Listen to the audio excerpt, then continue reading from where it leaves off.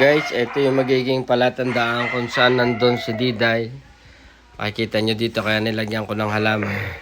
Hindi na kinaya guys si Diday. Ito yung unang araw na dinala namin si Diday sa clinic. Kaya medyo bagsak na siya guys. Yan. Pero lumalaban pa naman si Diday dyan. Medyo malakas na virus siguro ang kay Diday. Kasi nga guys, lagi niya nakakalaro si Jaguar. Si Jaguar guys ay galing palagi sa labas.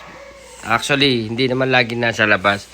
Nandyan din siya sa office area si Jaguar. Lagi nga siyang kasama ng ating mga barako. Tapos minsan nakakalabas talaga si Jaguar. Yan, ay siguro nakakakuha ng virus sa labas. Alam niyo naman Aspin, maliko talaga. Lalo na kagaya ni Jaguar. Minsan may kinakain na iba si Jaguar.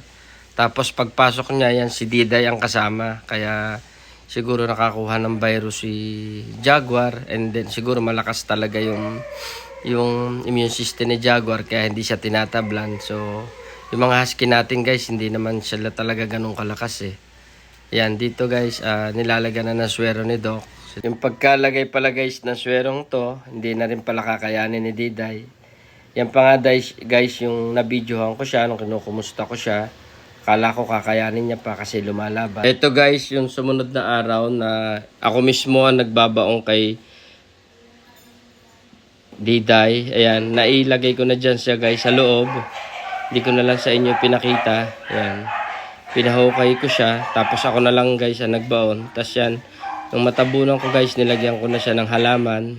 Ayan, para palatandaan kung nasaan si Diday, para kung dumating yung time na kukuhanin namin yung buto ni Diday, alam namin kung nasaan. So yun guys, paalam kay Diday.